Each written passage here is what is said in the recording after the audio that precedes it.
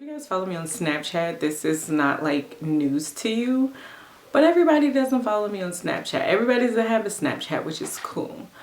But even the ones who do follow me on Snapchat, this was a surprise at one time. I remember I showed like a picture of my son and I got so many messages. Like, it went down in my DM that day. Like, you have a son? A teenage son? Well, Tiff, that would mean you were a teen mom. Yes. Hold the phones. Yes, I was a teen mom and I have a teenage son. It's always the preacher's kids, right? So let's start from the beginning. Basically, you guys know that I was, like, my parents aren't still preachers. I am a preacher's kid. And growing up a PK, basically it's church all the time. Church on Sunday, church on Tuesday, Wednesday. Don't let it be a revival or a convention going on, because then you may have church on Thursday, Friday, Saturday, all those other good days. So I was really sheltered. I was one of those like really sheltered preacher kids, and I'm not complaining about it. Like, I did complain back then, you know what I'm saying? Like, when you want to go to the movies and when you're younger and you want to go do things with your friends, like, I couldn't necessarily go do those things because I had to be in church. But I just was really, really sheltered. I always say that there was a lot like I kind of missed out on.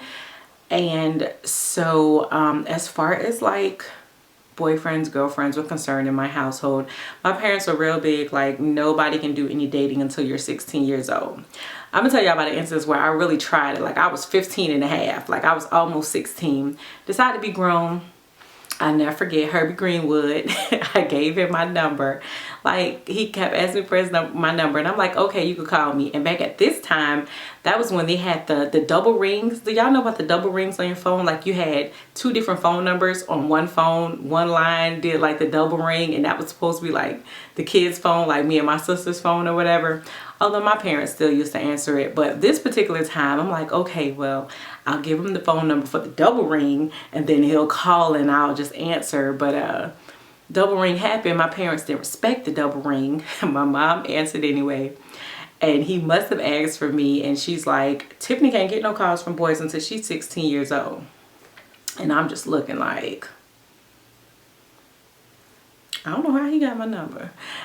So next day in school, he's like, why'd you give me your number? In the hallway in front of everybody, right? And Herbie Greenwood, me and him are still friends to this day. But he's like, why you gave me your number? You knew your mama said you couldn't talk to boys until you was 16. Like, really funny.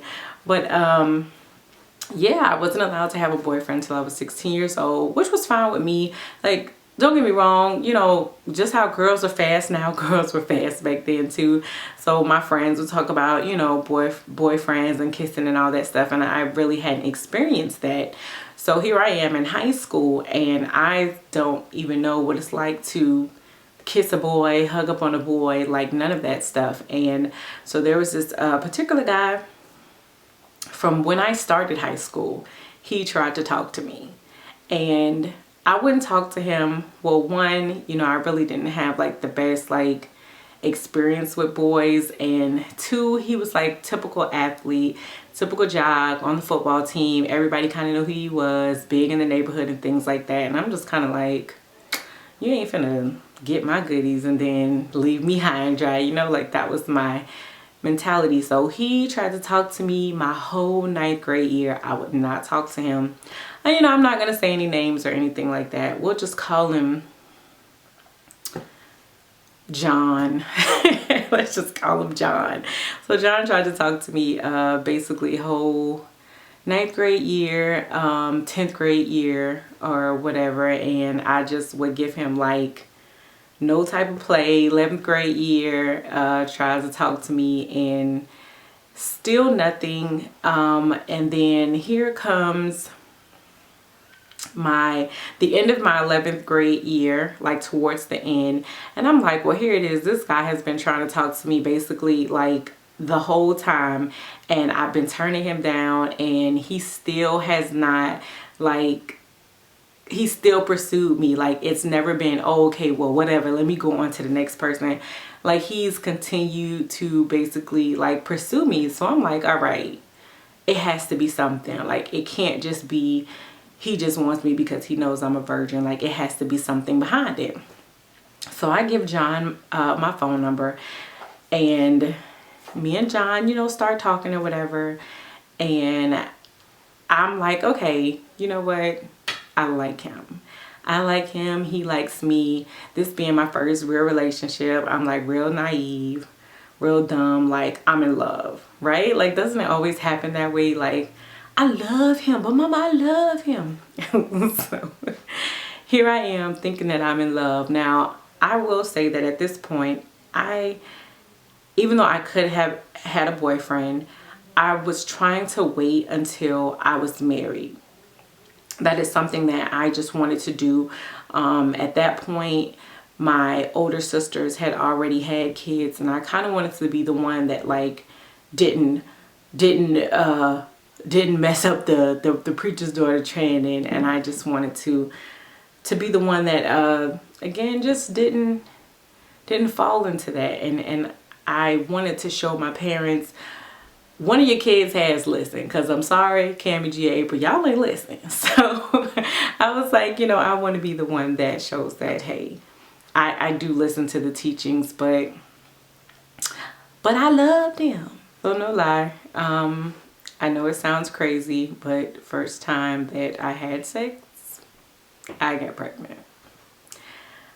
Oh my gosh, like my heart dropped. I cried and cried and cried and cried. Like, what am I going to tell my parents? Like, they are going to put me out. Like, they are going to disown me. I am a failure. Like, I had so many different emotions and thoughts, and I just knew that my life was over. And I didn't believe in abortions, so that was not an option for me. And I'm not standing here and feeling like, oh, I'm better than anybody who may have had to deal with that. No, I'm just saying, personally for me, that just was not an option. So I just was like, I'm having a baby. Okay, so wait, let me back up some, because I think I actually failed to mention that John actually had another child. At the time that him and I started dating, he actually had a child. And like I said, we were never like boyfriend, girlfriend relationship or anything. So it's not like he went on and had a child on me. You know, I didn't expect for his world to stop just because I wasn't trying to talk to him like that. So yeah, he had a child, a son, and he was in his life, and he was active and took care of him. And there had even been times like we would all go and do things together. Like, he was just, you know, like a little baby or whatever. But yeah, so back to me. I think matter of fact, I know that the first person I told was my oldest sister, April. Her and I used to be able to talk to her about anything. So she was actually the first person that I told. She was very supportive. She's like, whatever you want to do, I'm here. But I will say, it took me a really long time. I did not tell my mother and my father for a really long time. And I was really small. I was really tiny. So I was able to hide it. Like I say all the time, I really felt like God waited for me to tell my parents, because when I finally told them, I promise y'all, the next day I woke up and I was huge. Like I was still able to wear my regular clothes, like my regular school clothes. I woke up with a stomach like the next day after telling my parents, and had to go and get maternity clothes. It was really, really crazy. As far as my parents go, my mother, you know, my mother is such a caring, supportive. So she was disappointed. You know, she let me know that she was disappointed, but she didn't stop being my mother. She was there for everything, doctor's appointments, like everything. She was right there with me. My dad, on the other hand, I am a daddy's girl. You guys have heard me say that before. Like, as much as I love my mother and she knows I love her, I'm a daddy's girl. I'm the baby girl. So I think it hurt my dad more than anything, and he kind of stopped talking to me. He kind of stopped talking to me. We really didn't have like the interaction that we used to have, and I know I hurt him. Like, I know I was kind of like the last hope as far as his daughters were concerned. So, you know, looking back at it now, like, I know that I obviously hurt him and disappointed him, but you know, then, like, to be a daddy's girl, your father just stops talking to you, child, my world was done. Now, as far as me and John were concerned, we still, you know, had a relationship or whatever. He went with me to like a couple of appointments and things like that. I mean, he was working at that point. I was still in school. I was a senior in high school. Senior in high school. I was 17 years old. Senior in high school, and yeah, I was pregnant. So he, you know, had a job and he was working and, you know, doing what he could or whatever. When he could come to appointments and buying like little things here and there, whatever. So by the time it was time for me to have my son, our relationship, like him and I, it kind of had like fell off. Like, it wasn't, I really don't feel like he was there like he should have been. I think just maybe the reality of knowing that he was about to be a dad again. I don't know if it just became too much for him or what, but it wasn't the fairy tale that I thought it would be. It wasn't the fairy tale that I thought it would be. Actually, my due date was the 15th. I remember, like, I wasn't having like any contractions or anything like that. My mom was like, "You don't feel nothing?" It was the 15th of January. She's like, "You don't feel nothing?" I'm like, "No." She's like, "You know, we should go to the doctor." I'm like, "Well, for what? Like, I'm not cramping. I don't think my water broke. Like, I ain't seen no liquids, no fluids. Like, I'm not hurting." But she kind of was like, "Well, let's just go. Like, I just want to take you to the hospital just in case, just to find out." No lie, y'all, get to the hospital. The people looking at me like I'm crazy, and I'm like, "What?" So they're like, "You don't feel like you okay?" And they're just like looking at me, and I'm like, "Yeah." And they're like, "You're 8 centimeters dilated. If you had went to the bathroom, you would have had your baby in the toilet." And I'm just like, "What?" Like, my water hadn't broke. I wasn't having any pains, no cramping, like nothing, like no contractions, nothing. And they're looking at me like, "You're 8 centimeters dilated. You ready to have this baby? You ready to push? Get a doctor. Call the doctor now." So they broke my water, and like as soon as they broke my water, that's when like everything, like I started having contractions. It was just my mom and my aunt Carol in the delivery room. John wasn't there. He didn't come until way later. But it was just us two. My mom spraying breath sprays in my mouth, and my aunt holding one leg, my mom on the other side. Like, that is how my son was born into the world, just us three.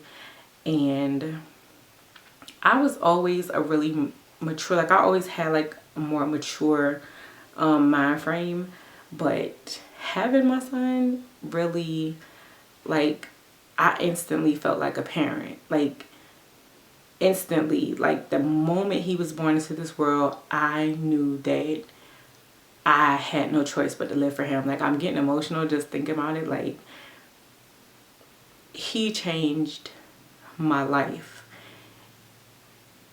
And I think that's why sometimes, you know, like you see like parents who kind of like neglect their kids, like don't take care of their kids and things like that. Like, I can't understand that, because my life, like I just instantly knew he was my world. So like I said, John came, you know, later, way later, to the hospital or whatever. Yeah. So I remember going home, and like I told y'all, my dad had stopped talking to me. I remember my daddy saying, "Bring me that boy, let me see what he's looking like." So took my dad to see my dad. My dad takes him, holds him, and he's like looking at him for like a few minutes, and I'm just kind of standing there like, okay, well, he ain't talked to me in like months, and he's like, he's a handsome young man. You did good, my baby. I will never forget this, because I'm just like oh, like the angels, like my dad's talking to me again, or at least he said that. And you know, like our relationship picked back up after that. My dad loves his grandson. So I mean, don't get me wrong, because my mom and my dad love all their grandkids, all their grandkids, but we all kind of know that my son is like the favorite. But yeah, like I had my son in January. I graduated high school in June of that same year. Graduated high school and turned 18, but I had my son at 17. I was like almost 18 years old. And I still went to school. I didn't go to like one of those alternative schools or anything. My mom was like, no, my child is finishing high school. She's getting her diploma, and then she's going off to college. I graduated. I went right to college that fall. I did go to a community college, and I worked. As soon as I got out of school, my mom got me a job at the Internal Revenue Service down in Broward County. So I was working from 8 to 5. I would go take my son to daycare. I worked from 8 to 5. I got off work at 5 o'clock, would take my son to my mom and my dad. Like I bathe him, feed him, and then I would go to night classes. I took college at night. And all the while, John was probably there like the first couple of months. Like he'd come and he'd see him and like bring a pack of Pampers and maybe a few dollars or something like that. But eventually that stopped. And it was hurtful, because this was, for me, the love of my life, like my first like real love or whatever. And then to know like we shared something so special, and you kind of just like left me out, you know what I'm saying, like to fend for myself. And then like with the son, like I just feel like a father-son bond should be like one of those things like nobody should be able to break. Definitely a learning experience for me.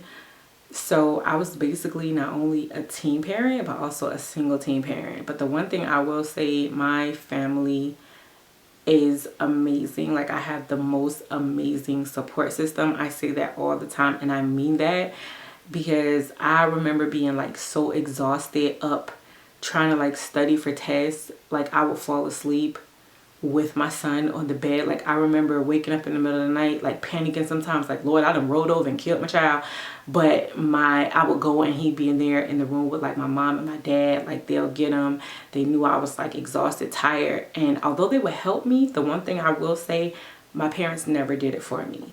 My parents are like, this is your responsibility. You lay down. You thought you was grown, or you gonna take care of your responsibility. But at the same time, they were there. Like my family was there. Like my sisters, they'll come and just give me a break sometimes. My sister April actually had my niece Destiny. She was born 2 months before my son, so she would just like come and get him and just like give me a break so I wouldn't be like so overwhelmed. But I mean, you know, I have no regrets. And if someone would ask me if I would do it all over again, like would I be a teen parent all over again, I would. Because one, I feel like it is one of the things that made me into the person that I am today, like one of those life lessons that made me who I am. And two, my son is amazing. Like granted, John was not a part of his life, you know what I mean? He wasn't and still is not in his life. He's not lacking on the male figures. Of course, as I said, there's my father, but then there's also his dad, my husband, who has been there from day one, like came into it, no questions asked, and it's never been a moment where he wasn't there for his son. So he's not lacking, you know, he didn't have to do without by John not being there. But I wouldn't change it, because he is an amazing kid. He's 17 years old. He's a junior. Well, now it's summertime, so he's now a senior in high school. And not only that, he is one of the fastest individuals as far as track and field is concerned in the state of Georgia. He currently is in the 5th spot for the 400 meter for the state. He is the top 400 meter runner, one of the top 200 meter runners, and actually the top 200 and the top 400 meter runner for high school in his region. He's one of the top in the state. Last year he won, well, he didn't win it, but last year he was in the top 8 in the nation for the Junior Olympics. Like, this dude is awesome. We are constantly getting letters from colleges. Remember his name when I tell you that he's going to the Olympics. Like, he's going to be big. And I'm not just saying this as like a parent. I could show you the news clippings, news articles. He just got honored by the city of Savannah. Last week they had a top athletes banquet. He got honored as one of the top athletes in the city of Savannah for track and field. Got to meet NFLer, I think running back Todd Gurley was the host of the banquet. Like, this kid is awesome. And sometimes I kind of sit back and think, like, as far as John is concerned, like, like, look at him doing it without you. You know what I'm saying? Like, this kid is amazing without you. So yeah, I was a teen parent, and I wouldn't change it for the world. Wouldn't change it for the world. So that's my story time.